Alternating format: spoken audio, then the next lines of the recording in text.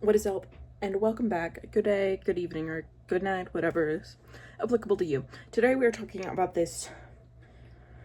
It's not really recent. I think varieties of this behavior have always been going on, but it is taking a surge at the moment, which is these teen takeovers that have been happening. And as most of you, I assume, know, there was like this huge event that happened in Detroit recently with like a ton of stuff that happened. A lot of people got arrested, and it was all around a very bad time. Now, teen takeovers, I think varieties of them have always like been a thing. Like there's like mall storming, I think was also a thing a couple of years ago. Basically, it's just this, it's an organized group of teenagers, and organized is a loose term. Most of the time they don't know each other, that are going to a place and then they just kind of wreck it. So the definition that I have in the mysterious ether that you can't see is a social media driven phenomenon where large groups of teenagers and young adults suddenly converge on public spaces such as malls, parks, or downtown areas. Now, I do not remember where the event in Chicago was, but it did recently happen at a mall, which led to like merchandise being destroyed, workers being harassed. And the workers being harassed is the things that really where it gets me. Just because, like, okay, you're making a point that, like, you're here and you want to be acknowledged. To be honest, that's the point where they lose me. I don't understand what their point is. Regardless, harassing the random people that work at the mall, probably for minimum wage, not a great look. If I had to pick a look, it would not be that one. Anyways, they've been happening primarily in large cities, but across the nation. In DC, in Orlando, in New York, and most recently with its major event in Chicago and Detroit. It also happened in Detroit recently. So the thing that really has people like concerned about this is that teens are more likely to commit juvenile offenses and misdemeanors and felonies and crimes in general when they are in large groups, because teens kind of like gain that social confidence when they're together, and it's that peer pressure of someone else going, I think we should do this, and then everyone else being like, yeah, and then everyone just kind of agrees to do it because other people are agreeing, which leads to teenagers making really bad decisions that will impact them for a really long time in what is relatively a spur of the moment thing, which is not good. And also, like, committing crimes, not great. More recently, DC has approved the police to establish curfew zones around these areas where these teen takeovers are more likely to take place. So in these malls, parks, and like downtown-esque areas is where these curfews are in place, which is when groups larger than 8 can't gather. Which is interesting because I do believe in the Bill of Rights. She's here. I didn't mention that. But in the Bill of Rights, I do believe we have a right to assembly. I'm double checking that. I don't want to spew fart yeah, that's kind of how today's gone, I think. Spew false information. Yeah, so the First Amendment does have protection allowing individuals to peacefully gather. That's your right to assembly. It's peaceful, and it is what is getting these people is that they're not being peaceful. Because wrecking a bunch of stuff and attacking police officers and each other is not exactly what one would call a peaceful gathering. But I think the curfew is a weird gray place, I think, because on the one hand, I do think something needs to be done because people outside of these groups are like being injured, and that's not good, and like stuff is being destroyed, and that's not good, and there's just a whole variety of stuff that's not good. But we do have a right to assembly, and so I think it's just odd that that's what their curfew states. And it makes sense, but like, you're really cutting it close. Because objectively, a group of 9 has the right to be there, given that they're not breaking shit.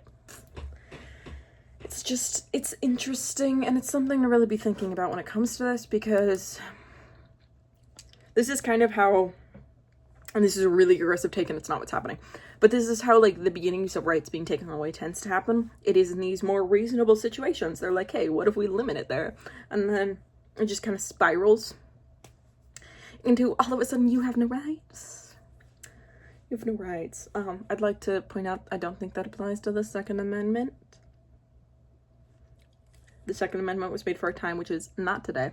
A time when it took you like 2 minutes to prepare and fire a gun, and now you can do it in about 2 seconds, not minutes. So I think the Second Amendment needs some revisiting. But in terms of this, my throat is sore today. I'm very sorry. These events, in general, in all areas, have led to a spike in crime, in more than one ending, in shoplifting fights.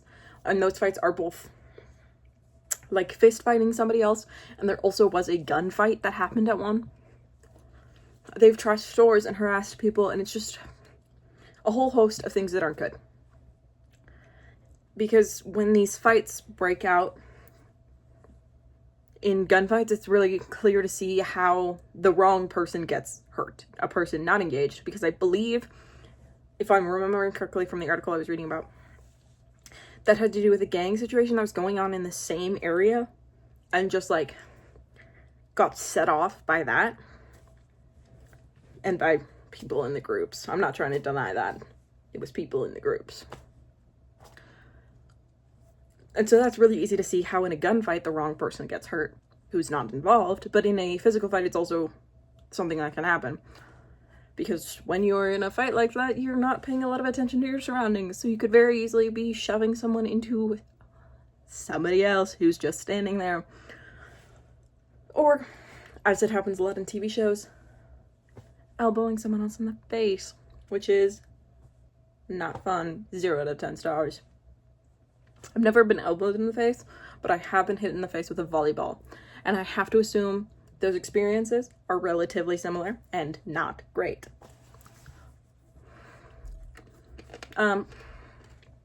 These, like, teen takeovers tend to begin on social media with AI-generated flyers, and that's a bit that also gets me. Why do they have to be AI-generated? Do you like that much creativity? You're like, guys, we're gonna meet in this park. We're gonna fuck shit up in this park. But I don't know how to tell you that, so I told that random computer thing to do it for me. But look, it did it pretty. It did it pretty. Guys, you can go on Canva and, like, Google and, like, search park, and then just go put that on there, and then put your time and meeting place. It's not that hard to make a flyer. I'm not supporting this. I'm not condoning this in any way, shape, or form. I'm just saying, make your own flyer. Don't be lazy about your crimes. Lock in. I think that's an oddly consistent stance I have taken this week, which is stop being lazy about the crimes you commit. It's an interesting stance, and one I think I'm standing by, if I had to guess, but who knows? So there's these AI-generated flyers, listening information, and in these areas where they have become more prevalent and more of an issue, they don't tend to put the information, because then authorities would know that that's where you're gonna be. So instead, they don't release it until closer, so that way the police are less aware. Which, guys, doesn't work. Here's the thing. When a bunch of you show up in one location, they know. There's these things called cameras that have been around for a solid minute now. And it allows them to know where you are. And also, people have these fun little devices called cell phones. They will call you in. I guarantee, especially if you live in an area where these have been happening. And all of a sudden, a lot of young adults, teenagers start showing up somewhere. Someone's gonna go, hey, I think one of those things is happening next door. Can you come fix it? And then this weekend, which was, for me, the time of recording this weekend, which was Memorial Day weekend, this past one, there was a large event in Chicago, which is kind of why I decided to make this video. I saw it on nightly news, and I was like, I could talk about that for 10 minutes. Which I have. For me, I just hit the 10-minute mark, and I assume for you, I also just hit the 10-minute mark, considering I don't edit that much. But more than 50 were arrested. I believe 53. I think of 20 of which were juveniles, were arrested over the holiday weekend in Chicago. The most depressing of which, I think, is that 5 officers, and cops are doing shitty things, I agree, I'm not denying that, but hitting 5 people with a car isn't good regardless of whether or not they're cops. The driver was charged with attempted murder because that's what happens when you hit people with a car. Just in case you're like, what should I do this weekend? I've been thinking about, like, hitting someone with a car. Don't. If you kill them, it is vehicular manslaughter. And if you don't, you can be charged with attempted murder. And also assault. With a deadly weapon. Fun fact, a car counts as a deadly weapon. I think it does. I'm pretty sure it does. I don't think I'm lying to you right now. Does a car count as a deadly weapon? Yeah, a car is considered a deadly weapon.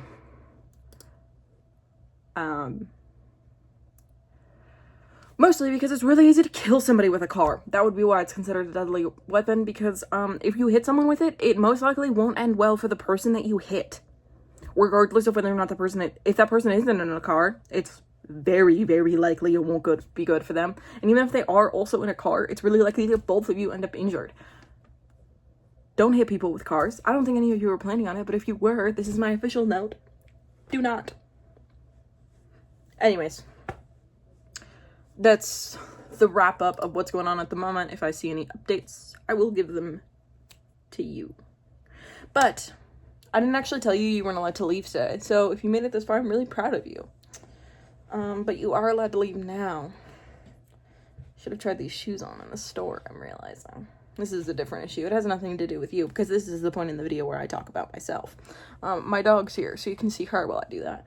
We hit 33 subscribers today. It's pretty nice, pretty cool. I made yesterday's thumbnail on Canva, which is an experience. I'm not good at Canva. I do think it turned out better though, so I fear I'll have to like get better at Canva. I could also be editing the videos in Canva instead of iMovie, which I don't know. I'll have to think about it, just because I don't know. I guess I didn't know that much about iMovie either. And anyways, this is all for me. It's not for you. These are thoughts for me.